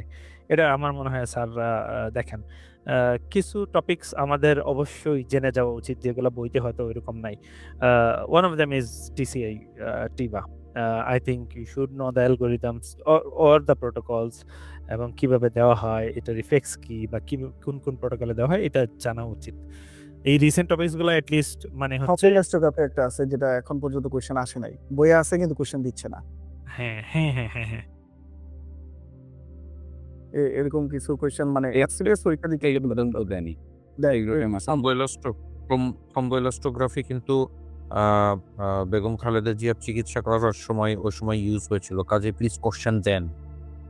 আচ্ছা ব্রো, আমি একটা কোশ্চেন, আমি যদি কোশ্চেন মেকার হইতাম, আমি একটা কোশ্চেন দিতাম, দিয়ে দেবো অবশ্যই। Role of ultrasound in anaesthesia practice. এটা আছে তো, এটা রিপিট হয়েছে অনেকবার, 2বার আসছে এটা। মানে এখন এটা স্পেসিফিকলি লেখা না হবে, ultrasound in airway management unit. Role of ultrasound in anaesthesia practice, এটা তো গদবাধার ভিতর চলে আসলো। তোমাকে আল্ট্রাসাউন্ড মোডের ভিতরে ঢুকে যেতে হবে, তোমাকে প্রোবের ভিতরে ঢুকে যেতে হবে, প্রোবের ফিজিক্সের ভিতর ঢুকে যেতে হবে। তোমার ফেজ টারে প্রোব, কার্ভিলিনিয়ার প্রোব এবং লিনিয়ার প্রোব কোনটা কিভাবে কাজ করতেছে এটা তো তোমাকে জানা লাগবে, হ্যাঁ না? তো তুমি মনে করো যে ফেজ টারে প্রোব দিয়ে তুমি ব্লক দিতে গেলা, হবে না তো। তারপর হচ্ছিল যে কার্ভিলিনিয়ার প্রোবটা দিয়ে তুমি কোথায় ব্লক দিচ্ছ, কেন তুমি ওই জায়গাতে ব্লক দিচ্ছ, কাজে আমাকে এই জিনিসগুলো জানা লাগবে। হ্যাঁ, এগুলো হইতেই পারে, কারণ কোশ্চেন নাই, ফোকাস নিয়ে স্মিথের নতুন চ্যাপ্টার আসছে। তো এই কোন ব্লক মানে কোন প্রোবের ইউটিলাইজেশন কি, এটা ফিজিক্স কি, কোন প্রোব দিয়ে কি ব্লক কি পারপাস সার্ভ করতেছে, 2-3 মার্কসের শর্ট কোশ্চেন দিতেই পারে। তো এটা যেমন মনে করো যে থ্রোম্বোইলাস্টোগ্রাফির দেখবা যে এটা মর্গ্যানেও আছে, স্মিথেও আছে, অক্সফোর্ডেও আছে, যে একটা ছবি থাকে না যে কোন গ্রাফের পিকচারটা কিরকম হবে, তাই না? Time alpha angle exactly. তো এই যদি পরীক্ষাতে অবশ্যই আসা উচিত, কারণ এটা বিদেশে তো সবসময় আসে, যে কোন ডিজিজের ক্ষেত্রে হাইপোফিব্রিনোজেন লেভেল যদি কমে যায় তাহলে কি হবে, যদি প্লেটলেট কমে যায় তাহলে সেক্ষেত্রে কি হবে, গ্রাফের চিত্রটা কি ধরনের হবে, এটা পরীক্ষাতে আসতেই পারে। এটা আমার কাছে মনে হয় যে ট্রমা অ্যানেস্থেশিয়াতে কোশ্চেন আসার সম্ভাবনা থাকবে, যদিও ট্রমা অ্যানেস্থেশিয়া নিয়ে স্যাররা খুব বেশি কোশ্চেন করতে চান না, কারণ ট্রমা অ্যানেস্থেশিয়া নিয়ে সিঙ্গেল কোশ্চেন বানানো এটা ডিফিকাল্ট। তারপরে ট্রমা অ্যানেস্থেশিয়া আসলে তখন ব্লিডিং এর ডিআইসি ব্লিডিং এর কথা আসলে তখন হয়তো টেগ রোটেমের কথা আসতে পারে। তখন এই এই এটলিস্ট টেগ এবং রোটাম এই দুইটার পার্থক্য, এই দুইটা কখন ইউজ হয়, কিভাবে ইন্টারপ্রেট করা হয়, I think we must know, we should know. আরেকটা আচ্ছা, ট্রমা নিয়ে আমরা আজকে কথা বলতেছি না, তুমি কাজিটা ট্রমা এখানে নিয়ে এসো না। আচ্ছা নাসিন, তুমি রেসপিরেটরি অ্যান্ড থোরাসিক, তুমি রেসপিরেটরি এবং থোরাসিক এখান থেকে কোন কোন জিনিসকে হাইলাইট করতে চাও যেটা পরীক্ষার জন্য ভেরি ভেরি ইম্পর্টেন্ট? থোরাসিক নিয়ে হাইলাইট করতে চাচ্ছি, এবং থোরাসিক নিয়ে আমাদের সবারই ভীতি অনেক বেশি। থোরাসিক অ্যানাস্থেসিয়া আমরা দেইও না, প্র্যাকটিসও করি না। কালের মধ্যে কেউ যদি পার্সোনাল প্র্যাকটিস করতে যায়, সেক্ষেত্রে থোরাসিক অ্যানাস্থেসিয়া ২-১টা দেয়া হয়। অনেক কার্ডিয়াক অ্যানাস্থেসিয়া আমাদের আশেপাশে কার্ডিয়াক অ্যানাস্থেসিস্ট আছেন। ইতিমধ্যে আপনাদের পডকাস্টে ২ জন কার্ডিয়াক অ্যানাস্থেটিস্ট আছেন। কিন্তু দেখবেন জেনুইন থোরাসিক অ্যানাস্থেটিস্ট আমরা ট্রেনিংয়ে থাকতে ব্লকে যদি পড়ে মাসে ১টা, অথবা দেখা যায় যে বড় ভাই এসে টিউব দিয়ে দিয়েছে, এরকম পাই প্রচুর। তো থোরাসিক অ্যানাস্থেসিয়া নিয়ে আমার প্রচণ্ড পরিমাণ ভীতি ছিল। কি কোশ্চেন দিবে, দিলে কি পারবো না, এই ভীতি কাটানোর জন্য প্রচণ্ড বেশি থোরাসিক অ্যানাস্থেসিয়া পড়ছি এবং কোয়েশ্চেন অ্যানালাইসিস করছি। কোয়েশ্চেন অ্যানালাইসিস করতে যায় যেটা দেখলাম, থোরাসিক অ্যানাস্থেসিয়া নিয়ে স্যাররা খুব একটা ঘাটায় না, এবং রিপিট করে, প্রচুর রিপিট করে, টপিকস রিপিট করে। কোশ্চেন রিপিট করে না, বাট টপিকস রিপিট করে। সিনারিওটা যদি আমরা লাস্ট ৫-৬ বছরের কোশ্চেনের সিনারিওটা দেখি, তাহলে দেখবো আমরা থোরাসিক অ্যানাস্থেসিয়া থেকে মেইনলি কোশ্চেন একদম বেসিক লেভেল থেকে শুরু করতে হবে আমাদের। থোরাসিক অ্যানাস্থেসিয়ায় আমরা আচ্ছা কিভাবে লাংটাকে আইসোলেট করতেছি, আমরা ডাবল লুমেন টিউবের মরফোলজিগুলো জানবো। ডাবল লুমেন টিউব কয় রকম সেটা জানতে হবে আমাদেরকে। ডাবল লুমেন টিউব রাইট সাইডের, লেফট সাইডের জন্য আলাদা আলাদা, এটার ডিটেলসটা আমাদের জানতে হবে। এটার ডিটেলসটা আমাদের রিটার্নের জন্য কাজে না লাগলেও হসপিটালে মাস্ট আসবে, এটা জানতে হবে।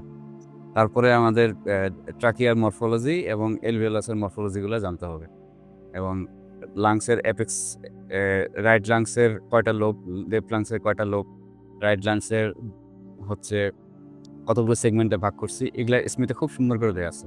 এটা আমাদের রাইট লাংসে 10টা, লেফট লাংসে 9টা, এই জিনিসগুলো আমাদের জানতে হবে।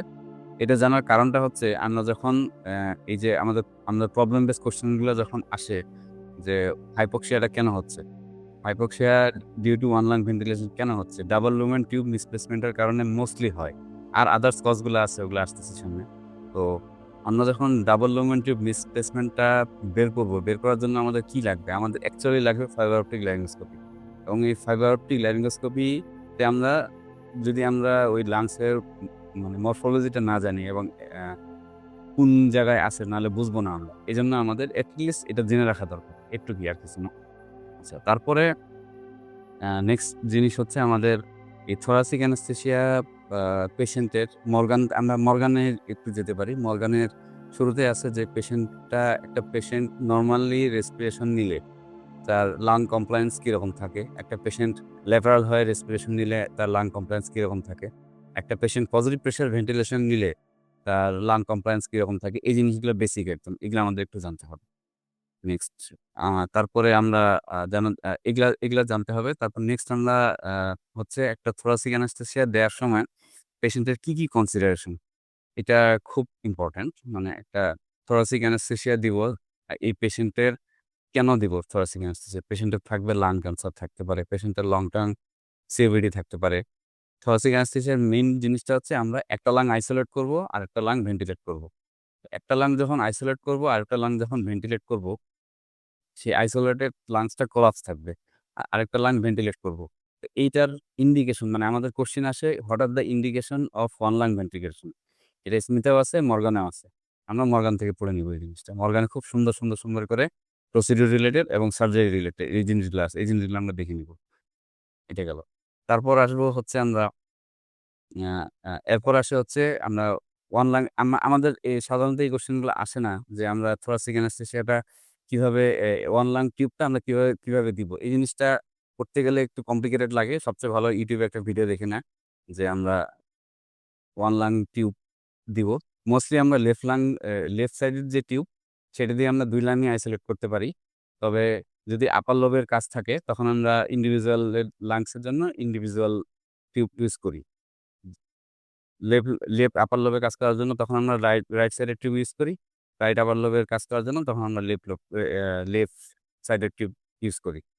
আর এমনি আমরা যদি না পাই সেক্ষেত্রে আমরা লেফট সাইডের টিউব দিয়ে দুই পাশে ইউজুয়ালি কাজ করতে পারি। এটা এইভাবে ডিজাইন করা আছে।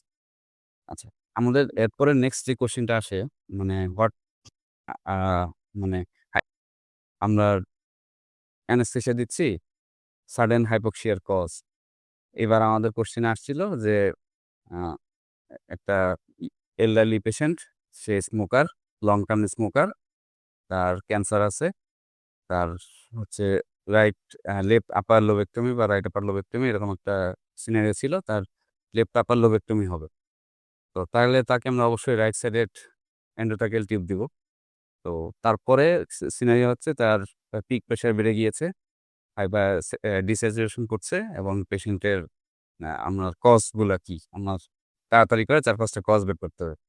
আচ্ছা, এখন যদি এটা পাইকারি কোশ্চেন হয় মানে অনেক বেশি লিখতে হবে, তাহলে আমরা ১ম এ গেজানোর চেষ্টা করব। কিভাবে এই জিনিসটাকে আমরা মানে বড় করব? সেটা হচ্ছে যে একদম বেসিক থেকে শুরু করব।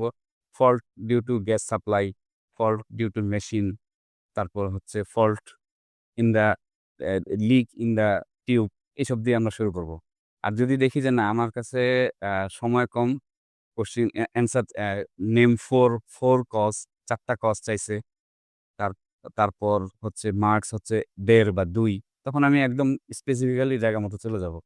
আমি শুরুতেই বলে দিতে পারি যে এটা একটা ব্রঙ্কোস্পাজম হইছে। কারণটা কি? পেশেন্টটা লং টার্ম স্মোকার। তার হিস্ট্রি অফ সিওপিডি অবশ্যই থাকবে। Chain smoker. তাহলে আমরা ধরে নিলাম তার একটা ব্রঙ্কোস্পাজম হইছে। আচ্ছা, সেকেন্ড কজ আমরা কি দিতে পারি?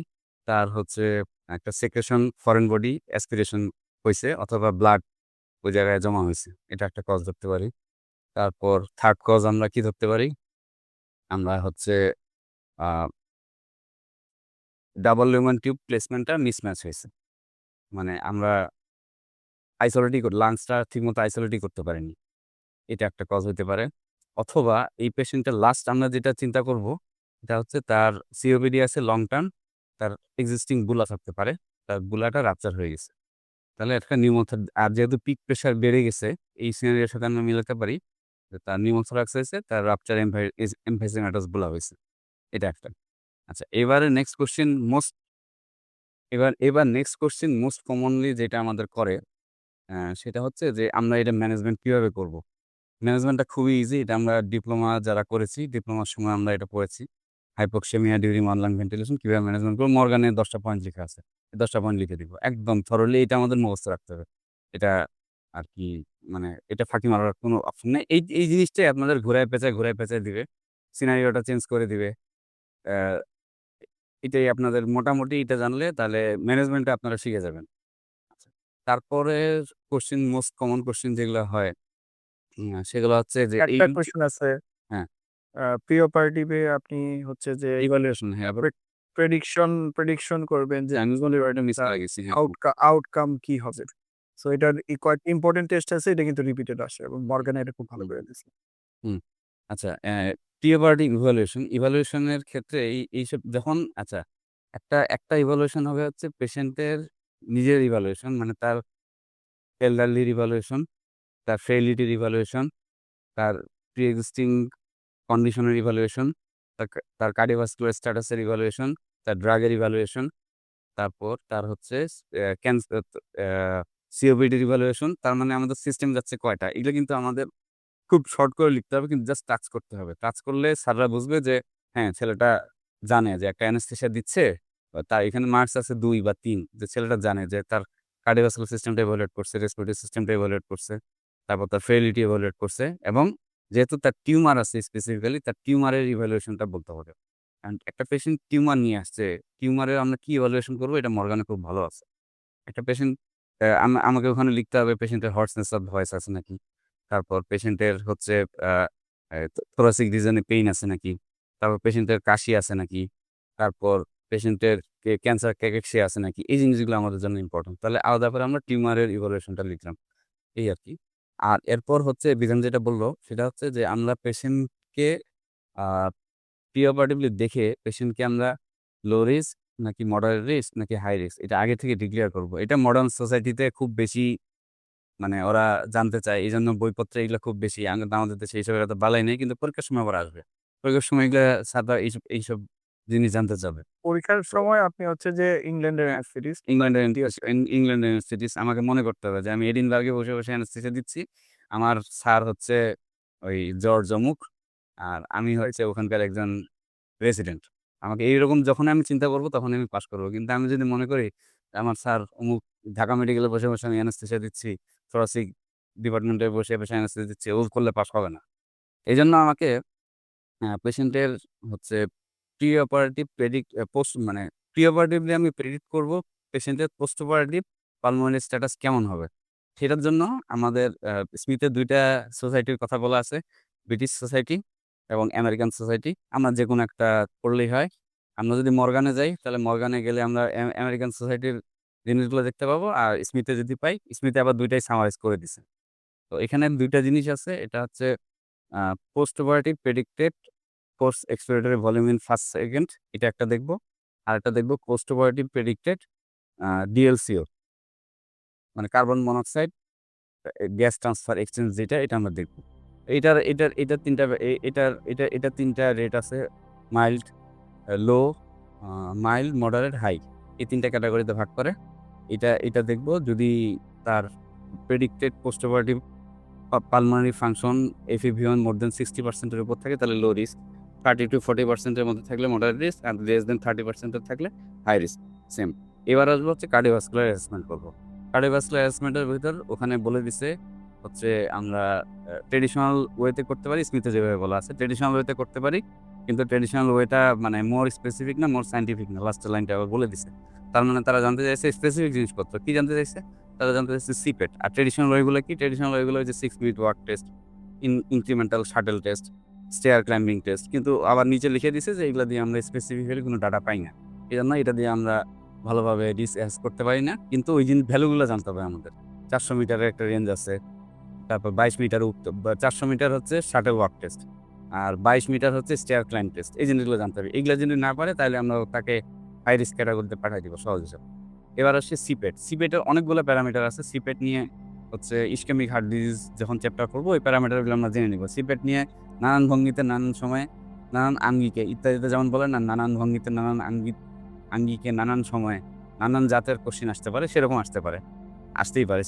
সিপেট একটা মডার্ন জিনিস। এখান থেকে আমরা অত বেশি এক্সপোজ না, এই জন্য সিপেটের কোশ্চেনগুলো আমাদের দেখতে হবে ভালো করে। আচ্ছা, তো এইখানকার জন্য সেটা আমাদের জানতে হবে হচ্ছে অ্যানারোবিক থ্রেশহোল্ড জানতে হবে। অ্যানারোবিক থ্রেশহোল্ড কত পার হলে পেশেন্টের রিস্ক কম, আর কত 20 ml পার কেজি বডি ওয়েট, 20 ml পার কেজি পার মিনিট যদি পার করে তাহলে লো রিস্ক, 15 থেকে 20 হইলে মডারেট রিস্ক, আর লেস দেন 10 হইলে হাই রিস্ক। এই জিনিসটা আমাদের জানতে হবে। আচ্ছা, ওভারঅল এইটা অ্যাসেস করার পর আমাদের পেশেন্টকে 2টা স্কোরে ফেলাইতে হবে। স্মিথের প্রথমেই আছে একটা হচ্ছে পারফরমেন্স স্ট্যাটাস স্কোর। এটাকে WHO স্কোরিং সিস্টেম বলে। এটার শর্টকাট নাম হচ্ছে জুব্রোড স্কোর। এটা আমরা জাস্ট লিখে দিব যে আমরা পারফরমেন্স স্ট্যাটাসটা অ্যাসেস করব। আর তাহলে স্যাররা জানবে যে আমরা ছেলের বইটা পড়ছে। আচ্ছা, তারপরের পাতায় দেখবেন, তার 2 পাতা উল্টায় দেখবেন যে আরেকটা স্কোরিং আছে, thoraco score. British thoracic scoring system, এটার নাম হচ্ছে থোরাকো স্কোর। এই থোরাকো স্কোরে কয়েকটা জিনিস আছে। ASA আছে, তারপর হচ্ছে ফিজিক্যাল স্ট্যাটাস আছে, তারপর হচ্ছে এজ আছে, তারপর এই যে WHO পারফরমেন্স স্কোরের কথা বললাম এটা আছে, আর টাইপ অফ সার্জারির কথা আছে, তারপর হচ্ছে এমার্জেন্সি না ইলেকটিভ সার্জারি আছে, তারপর ক্যান্সার করব না কি করব সেটা বলা আছে, নিউমোনেক্টমি, লোবেক্টমি আছে। এই জিনিসগুলো আমরা বলবো। বলার পর তারপর এই লিখে দিব লাস্টে যে এটা দিয়ে আমরা দেখি হচ্ছে পেশেন্টের রিস্ক আইডেন্টিফাই করি। এই জিনিসগুলো স্যারা জানতে চায়। আমরা যখন যত শর্টে আমরা লিখতে পারি তত লাভ। আমাকে হ্যাঁ। থোরাসিক অ্যানেস্থেসিয়া থেকে সুবিধা হইতেছে এটাই যে নতুন খুব কোয়েশ্চেন জেনারেট করতেছে না। ওই কিছু কোয়েশ্চেনই ঘুরে ফিরে আসতেছে এবং এগুলো বইয়ের মধ্যে থেকেই আসতেছে, কিন্তু এখন পর্যন্ত মানে আকাশ থেকে কোয়েশ্চেন এখন পর্যন্ত থোরাসিক অ্যানেস্থেসিয়া থেকে দিচ্ছে না। অন্যগুলাতে যেমন একদম নিউ কোয়েশ্চেন জেনারেট হচ্ছে, এরকম কিন্তু কম হইতেছে। আর না, এই যে ফিজিওলজিক্যাল ইভালুয়েশন অ্যালগোরিদম যেটা, হ্যাঁ, নাসিন তুমি যেটা বললা সেটা তো একটু ডেসক্রিপটিভ আকারে, বাট এই অ্যালগোরিদম আকারে যদি লেখা যায় পরীক্ষার হলে তাহলে এটা খাতাতে দেখতে সুন্দর লাগে যে এটার পর এটা, এটার পর এটা অ্যালগোরিদমটা। এই অ্যালগোরিদমটা পড়তে হবে। আর রিয়াজ যেটা বলল যে পোস্ট অপারেটিভ পেইন ম্যানেজমেন্ট ওটা তো লাগবেই। আরেকটা যেটা সেটা হচ্ছে হাইপক্সিক পালমোনারি ভেসোকনস্ট্রিকশন। এটা মনে হয় একটু বাদ পড়ে গেছে। হাইপক্সিক পালমোনারি ভেসোকনস্ট্রিকশন এটা কিন্তু একটা ইম্পর্টেন্ট, যে কোন কোন জিনিস হাইপক্সিক পালমোনারি ভেসোকনস্ট্রিকশনকে ইনহিবিট করে আর কোন কোন জিনিসগুলো আমাদেরকে মেনটেন করতে হবে to maintain hypoxic pulmonary vasoconstriction. Because থোড়া সম্ভবত পালমোনারি হাইপারটেনশনেই পুরোটা ডিসকাশন হয় আর কি। মানে পালমোনারি হাইপারটেনশন আলাদা একটা চ্যাপ্টার বা হচ্ছে আলাদা একটা দুনিয়া। ওইখানে pulmonary hypertension, hypoxic pulmonary vasoconstriction এটা থোরাসিক সার্জারিতে কিভাবে বন্ধ করা হয় এটা হয়তো ও ডিসকাস করতে পারবে আর কি। না মানে থোরাসিক সার্জারিতে এই হাইপক্সিক পালমোনারি ভেসোকনস্ট্রিকশনটা মেনটেন করাই হচ্ছে থোরাসিক সার্জারির কারিশমা, তাই না? তো এইটা কিভাবে ইনহিবিটেড হচ্ছে in anaesthesia and all other things, এটাই তো হচ্ছে আসল কারিশমা। তো ওইটা কিন্তু একটা ভেরি একটা important question. Okay Nasin, thank you. আমি লাস্টে আমরা শেষ করে দিচ্ছি। আমাদের লাস্টে আমি সামান্য একটু কথা বলবো, সেটা হলো যে এন্ডোক্রাইন নিয়ে। এন্ডোক্রাইন থেকে খুব একটা ইম্পর্টেন্ট কোশ্চেন হচ্ছে ফিওক্রোমোসাইটোমা। কারণ ফিওক্রোমোসাইটোমা এটা আপনারা ছোটবেলা থেকে পড়ে আসতেছেন ফিওক্রোমোসাইটোমা। তো এখানে ২ টা জিনিস। সেটা হচ্ছে কোশ্চেন ঘাটতে গিয়ে যেটা দেখলাম, ১ নাম্বার হচ্ছে যে প্রি অপারেটিভ পিরিয়ডে এই পেশেন্টটাকে কিভাবে অপটিমাইজ করা যায়। তো অপটিমাইজের ক্ষেত্রে ওই আলফা অ্যাগনিস্ট আর বিটা অ্যাগনিস্টের যে ব্যাপারটা, এটা যখন লিখবেন যে আমি ফার্স্টে আলফা অ্যাগনিস্ট দিব, তারপরে বিটা অ্যাগনিস্ট দিব। তো এখানে কেন দেওয়া হচ্ছে এটার কিন্তু ২ টা কজ। একটা হচ্ছে যে যদি বিটা অ্যাগনিস্ট আগে দেওয়া হয় তাহলে সেক্ষেত্রে আলফা 1 যে ইফেক্টটা সেই ইফেক্টটা আনঅপোজড থেকে যাচ্ছে। এটা তো ১ নাম্বার। আর ২ নাম্বার হচ্ছে যে যখনই বিটা ব্লকার যখন দেওয়া হচ্ছে তখন হার্টের কন্ট্রাক্টিলিটি কমে যাচ্ছে, হার্টের উপরে প্রেশার বাড়ছে এবং যখন হার্টের কন্ট্রাক্টিলিটি কম তার সাথে সাথে এসভিআর বেশি ডিউ টু ফিওক্রোমোসাইটোমা, তখন হার্টের উপরে এটা একটা ব্যাক প্রেশার দিচ্ছে এবং তার মাধ্যমে পালমোনারি এডিমা ডেভেলপ করবে। তার মানে বিটা ব্লকার দিলে হচ্ছে ২ টা কাজ হচ্ছে। এক হচ্ছে আনঅপোজড আলফা ইফেক্ট, আর একটা হচ্ছে হলো যে পসিবিলিটি অফ হার্ট ফেইলিউর। আরেকটা যেটা ব্যাপার সেটা হচ্ছে অন্যান্য ড্রাগ দেওয়া যাবে কিনা। অন্যান্য ড্রাগের ক্ষেত্রে যে হ্যাঁ, এখানে ক্যালসিয়াম চ্যানেল ব্লকার দেওয়া হয়। সাধারণত এটা সেকেন্ড লাইন থেরাপি হিসেবে ক্যালসিয়াম চ্যানেল ব্লকার দেওয়া হয়, অথবা যদি অ্যাড্রেনার্জিক সিক্রেটিং যদি টিউমার হয় তাহলে সেক্ষেত্রে ক্যালসিয়াম চ্যানেল ব্লকার দেওয়া যেতে পারে, অ্যামলোডিপিন অথবা নিকারডিপিন। আরেকটা যেটা থাকে সেটা হচ্ছে যে আমরা এখানে ল্যাবেটোরোল দিতে পারবো কিনা। এখানে আমরা ল্যাবেটোরোল দিতে পারবো না, এবং কোনো এন্ডোক্রাইনোলজিস্ট ল্যাবেটোরোল এটা দিয়ে থাকে, বাট এখানে আমরা ল্যাবেটোরোল দিতে পারবো না। কেন ল্যাবেটোরোল দিতে পারবো না? বিকজ ল্যাবেটোরোলের বিটার এবং আলফা ইফেক্টিভিটির যে একটা অনুপাত আছে 7:1, মানে সে ৭ গুণ বিটা ব্লক করে দেন ১ গুণ আলফা ব্লক করে। তো সেজন্য labetalol is not the preferable choice for the management of the phaeochromocytoma. But phaeochromocytoma যদি অ্যাসিম্পটোমেটিক ফিওক্রোমোসাইটোমা হয় তাহলে সেক্ষেত্রে ল্যাবেটোরোল দেওয়া যেতে পারে। আরেকটা যেটা ইম্পর্টেন্ট সেটা হচ্ছে হলো যে এই পেশেন্টের ভলিউম অ্যাডিকুয়েসি আছে কিনা ঠিকমতো। এটা কিন্তু পরীক্ষাতে আসছিল যে এই পেশেন্টের ভলিউমটা ঠিকমতো অ্যাডিকুয়েসি আছে কিনা।